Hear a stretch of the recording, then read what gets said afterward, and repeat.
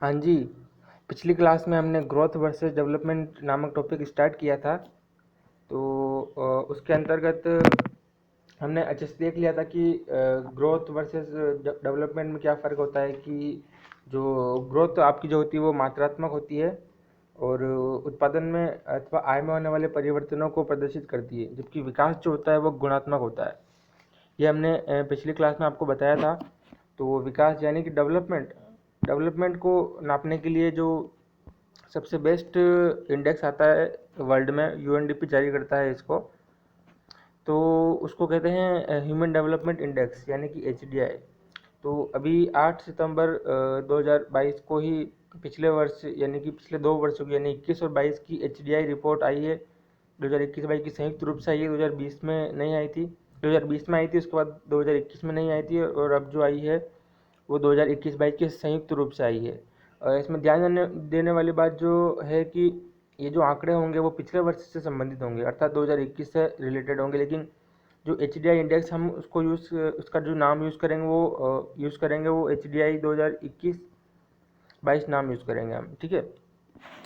तो हमने पिछली क्लास में जो देखा था उसको हम थोड़ा सा कंटिन्यू करते हैं और ह्यूमन डेवलपमेंट इंडेक्स के बारे में थोड़ा सा देखते हैं कि जो विकास गुणात्मक होता है, इसलिए उसे गणितीय रूप से नहीं मापा जा सकता है, लेकिन मोटे रूप से उसकी स्थिति और दिशा को समझने के लिए यूएनडीपी द्वारा 1990 में एचडीआई का निर्माण किया जा रहा है।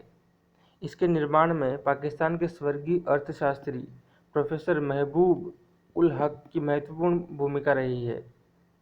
हालांकि उनके लिए प्रोफेसर अमर्त्य सेन के विचार प्रेरणा के मुख्य स्रोत रहे हैं। इसमें इस पैराग्राफ में आपका जो ध्यान रखना है वो एक तो यूएनडीपी ने 1990 से एचडीआई को शुरू किया है और इसके अंदर मुख्य भूमिका जो रही है वो महबूब उल हक की रही है, ठीक है। ये इसमें ध्यान रखने वाली बात है। तो इसके कुछ आयाम और सूचक होते हैं एचडीआई निकालने के लिए, किस पैरामीटर्स पे एचडीआई को निकाला जाता है। तो जो मेन जो आयाम है उसको आप 3 भागों में रख सकते हैं। तो मेन जो डायमेंशन है एचडीआई निकालने के लिए प्रयुक्त किया जाता है, ये अभी हालांकि लेटेस्ट रिपोर्ट आई है उसके अंतर्गत दिए गए हैं। जो आयाम है वो तो फिक्स ही है, जो हम जो डाटा यूज़ करेंगे वो लेटेस्ट होगा। फर्स्ट जो आयाम है वो है दीर्घ और स्वस्थ जीवन, सेकंड है ज्ञान यानी कि नॉलेज, और थर्ड है जीवन स्तर यानी कि लाइफ स्टाइल। आप इनको अच्छे से याद करना, डायमेंशन को एमसीक्यू इनसे बहुत सारे बनाए जा सकते हैं। अगर आप इनको अच्छे से नहीं भी याद कर पाए डाटा को तो कोई बात नहीं, लेकिन जो मेन बात है उसको अच्छे से याद करने की कोशिश करना कि जो डायमेंशन है फर्स्ट है दीर्घ और स्वस्थ जीवन, सेकंड है ज्ञान, थर्ड है जीवन स्तर। स्वस्थ और दीर्घ और स्वस्थ जीवन जीने के लिए 2 सूचकों का प्रयोग किया जाता है। एक ही सूचक का प्रयोग किया जाता है, दो तो ज्ञान के अंदर किया जाता है और जीवन स्तर के अंदर एक का किया जाता है। तो लाइफ एक्सपेक्टेंसी जीवन प्रत्याशा, इसका जो सूचक होता है दीर्घ और स्वास्थ्य जीवन का, वो लाइफ एक्सपेक्टेंसी है यानी कि जीवन प्रत्याशा है। इसके अंतर्गत जो भारत में लाइफ एक्सपेक्टेंसी जो मानी गई है वो है 67.2 वर्ष। 67.2 वर्ष को भारत में जीवन प्रत्याशा माना गया है और इसका संबंध किससे है? SDG 3.0। जीवन प्रत्याशा का संबंध किससे है? जीवन प्रत्याशा का संबंध है SDG 3.0 से। और अभी हाल ही में जो 67.2 का मतलब है कि भारत में जो लोग हैं औसतन रूप से इतने वर्ष तक जीवित रहते हैं, ठीक है। फिर सेकंड नंबर पे आता है हमारे पास ज्ञान यानी कि नॉलेज। तो नॉलेज के अंदर हमारे पास 2 चीज़ें हैं, ध्यान रखना। फर्स्ट तो है एक्सपेक्टेड ईयर ऑफ स्कूलिंग और सेकंड है स्कूलों के वर्षों का माध्य। एक्सपेक्टेड ईयर्स ऑफ स्कूलिंग का मतलब है कि कोई एक विद्यार्थी जो 5 वर्ष से ज़्यादा का होता है, कोई एक छोटा बच्चा जिसकी उम्र 5 साल से ज़्यादा है, वो आने वाले सालों में जो भविष्य में वो आने वाले सालों में कितने वर्षों तक स्कूल में रहेगा। मतलब इन सबका एवरेज निकाला जाता है कि एक्सपेक्टेड किया जाता है, सरकार द्वारा एक्सपेक्टेड निकाला जाता है कि जो 5 वर्ष से ज़्यादा का बच्चा है वो कितने वर्ष तक स्कूल के अंदर पढ़ाई करेगा। तो वो जो आ रखा है इंडिया का वो है अभी लेटेस्ट 11.9 वर्ष। 11.9 वर्ष कोई बच्चा जो है प्रत्याशित वर्ष माना जाता है स्कूल का, और यह SDG 4.3 के अंतर्गत आता है। और एक और टर्म है यहाँ पर स्कूलों के वर्षों का माध्य, यानी कि ये चीज़ें हो चुकी है। 25 वर्ष से अधिक का व्यक्ति कितने वर्ष स्कूल में गुजार चुका है, ये ओरिजिनल है और वो संभावना है। कितना गुजार चुका है वर्ष, 25 वर्ष से ज़्यादा कितने वर्ष स्कूल में गुजार चुका है वो। तो मीन ईयर्स ऑफ स्कूलिंग जो निकला है वो है 6.7 वर्ष, और ये SDG 4.4 से संबंधित है। ठीक है, ये ज्ञान के अंतर्गत आता है। और 2010 से पहले इतना आपको ध्यान नहीं रखना, लेकिन फिर भी अगर आप कभी अपने आंसर राइटिंग में अगर इसको प्रयोग करना चाहें तो आप इसको लिख सकते हैं कि एक्सपेक्टेड ईयर्स ऑफ स्कूलिंग से पहले जो जो जो सूचना या इंडिकेशन प्रयोग में लिया जाता था वह था प्रौढ़ साक्षरता की दर। ठीक है, इसको पहले प्रयोग में लेते थे प्रौढ़ साक्षरता की दर को। और स्कूलों के वर्षों का माध्य, यानी कि मीन ईयर्स ऑफ स्कूलिंग की जगह पहले जो लेते थे वो GER को प्रयोग में लेते थे, यानी कि ग्रोस इनरोलमेंट रेशो। 2010 से पहले इनको उपयोग में लिया जाता था, लेकिन अब हालांकि इनको बंद कर दिया गया और इनकी जगह एक्सपेक्टेड ईयर्स ऑफ स्कूलिंग और स्कूलों के वर्षों का माध्य आ गया है। थर्ड जो है वो है जीवन स्तर। जीवन स्तर के अंतर्गत जो नापा जाता है वो है कि real per capita gross national income, वास्तविक प्रति व्यक्ति GNI, जिसको मापने का जो सबसे बेस्ट तरीका होता है वो PPP यानी परचेसिंग पावर पैरिटी के आधार पर होता है। और उसको जो डॉलर में नापा जाता है वो है $6,590 प्रति व्यक्ति GNI। और इसका जो संबंध होता है वो होता है SDG 8.5 से। ये डाटा है, इस डाटा को आपको याद करना होगा, इसमें कुछ भी नया नहीं है, इस डाटा को याद करना है आपको। और ये इंडिकेटर्स आपको अच्छे से थोड़े बहुत याद होने चाहिए, क्योंकि कभी कभी क्वेश्चन बन जाते हैं इनसे भी।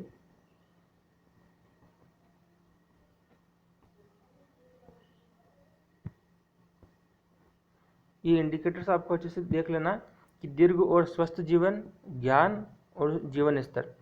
इसके अंदर जो जीवन प्रत्याशा है, और ज्ञान के अंदर एक्सपेक्टेड ईयर्स ऑफ स्कूलिंग और स्कूलों में वर्षों का माध्य, और जीवन स्तर के अंदर है रियल पर कैपिटा GNI। मैं आपको ये परचेसिंग पावर पैरिटी बता देता हूँ कि होता क्या है कि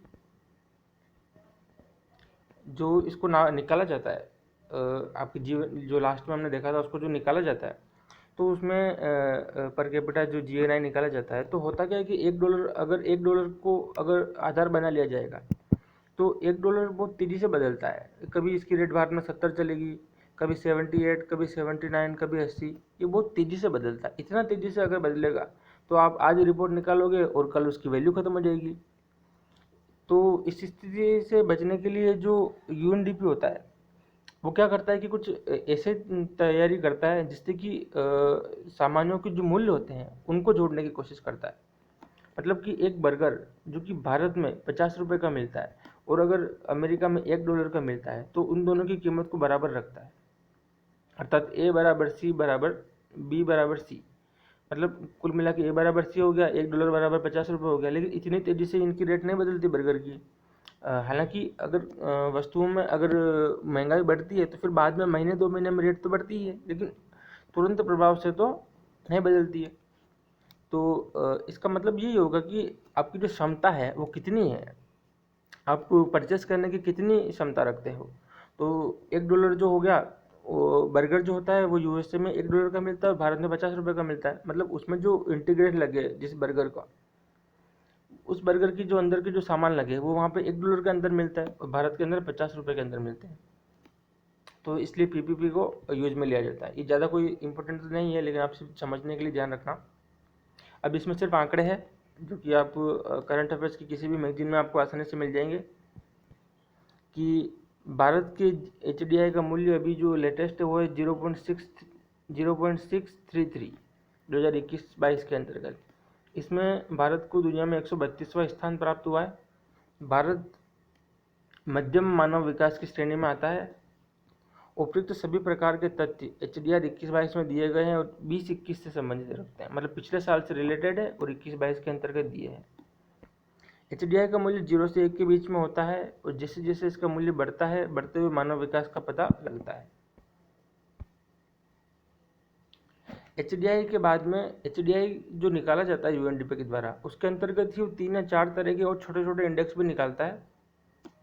उसके अंदर एक आता है आपके IHDI यानी कि इनइक्वलिटी एडजस्टेड HDI, विषमता समायोजित HDI। UNDP द्वारा 2010 में इस सूचकांक को शुरू किया गया था। इसके अंतर्गत HDI में प्रयुक्त होने वाले विभिन्न मानकों के स्तर पर पाई जाने वाली विषमताओं को नकारात्मक रूप से समायोजित करके HDI के मूल्य को नीचे लाया जाता है।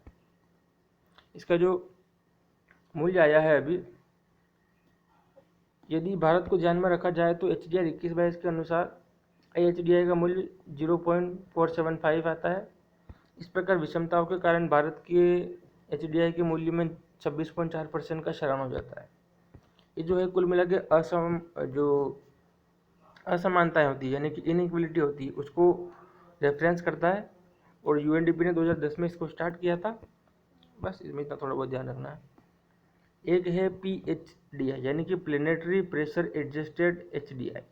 UNDP द्वारा इसे 2020 में शुरू किया गया। इसके अंतर्गत HDI के मूल्य को निम्न 2 मानकों को आधार बनाते हुए नकारात्मक रूप से समायोजित किया जाता है: प्रति व्यक्ति कार्बन डाइऑक्साइड उत्सर्जन और प्रति व्यक्ति मटेरियल फुटप्रिंट। मतलब जो एक व्यक्ति होता है वो कितना कार्बन डाइऑक्साइड का उपयोग करता है, और दूसरा कि जो हम प्रति व्यक्ति फुटप्रिंट का मतलब हो गया कि एक व्यक्ति जो होता है वो कितना पर्यावरण को नुकसान पहुंचाता है।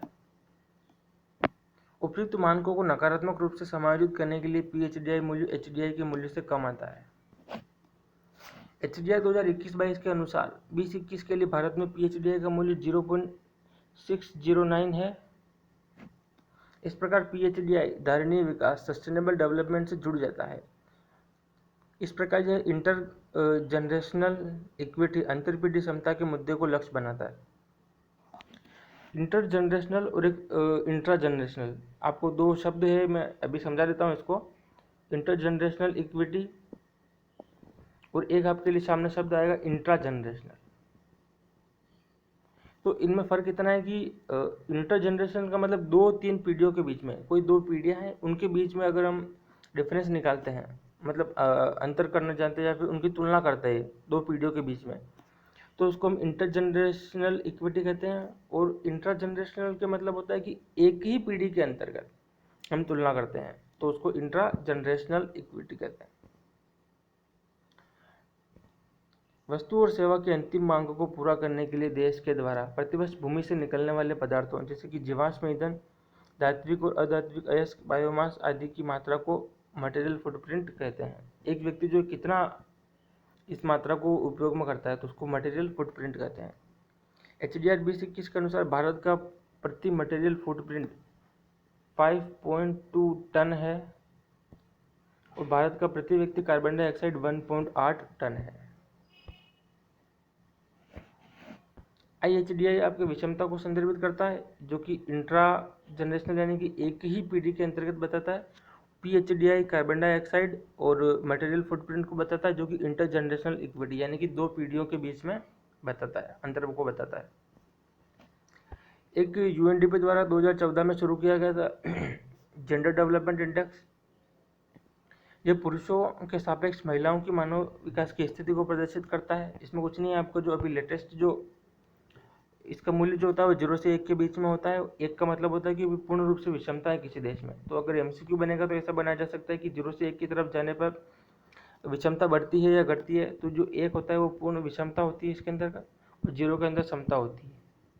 ठीक है, तो इससे MCQ आप ध्यान रख लेना। और अभी जो लेटेस्ट जो स्कोर है वो है 0.849। इसका मतलब क्या हो गया, 1 से नीचे हो गया इसका स्कोर भारत का लेटेस्ट में। तो मतलब क्या हो गया कि जो महिलाओं की स्थिति है वो खराब है।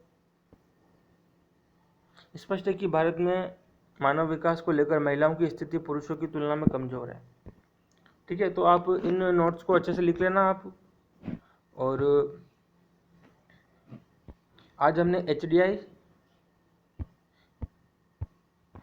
के प्रस्तावना को देखा हमने शुरू में। इसमें से जो MCQ बन सकते हैं मैंने वो बताया आपको। HDI के आप जो है डायमेंशन अच्छे से याद करने की कोशिश करना, डायमेंशन और सूचक को। और ये आंकड़े लेटेस्ट है इसमें जो डाले हैं। और भारत की स्थिति मैंने आपको बता दी है कि 132वीं रैंक मिली है भारत को। भारत किस में आता है? मध्यम मानव विकास की श्रेणी में आता है।